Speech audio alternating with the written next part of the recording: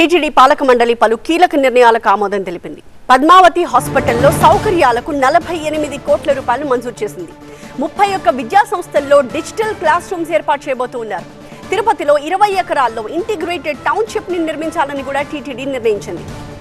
ముంబై, బాంద్రా ప్రాంతంలో 14 కోట్ల 40 లక్షల రూపాయల వ్యయంతో శ్రీవారి ఆలయ నిర్మాణానికి బోర్డు ఆమోదం తెలిపిందని చైర్మన్ బిఆర్ నాయుడు వివరించారు. టీటీడీ అనుబంధ ఆలయాల్లో పనిచేస్తున్న 62 మంది కార్మికుల వేతనాల్ని పెంచుతామని కూడా చెప్పారు బిఆర్ నాయుడు.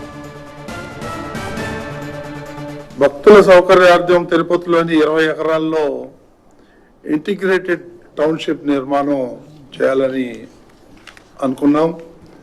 దానికి ఇప్పుడు ఎక్కడైతే తిరుమలలో కింద అలిపిరి దగ్గర ఈ శిల్పకళలు ఏదైతే తయారు చేస్తున్నారో వాళ్ళని వేరే చోటకు మార్చి అక్కడ ఉన్నటువంటి 20-25 ఎకరాల్లో అక్కడ ఒక పెద్ద టౌన్షిప్ 20-25 వేల మంది భక్తులకి సౌకర్యార్థం ఉండేటట్టుగా వసతి, అక్కడనే వాళ్ళకి అన్నదానం, అక్కడి నుంచి పైకి రావడానికి ట్రాన్స్పోర్టు, ఒక ఎంటర్టైన్మెంట్, ఇవన్నీ కూడా టూరిస్ట్ కాంప్లెక్స్ కట్టాలనేటువంటిది ఉద్దేశంతో ఈరోజు బోర్డు ఆమోదం తెలిపింది.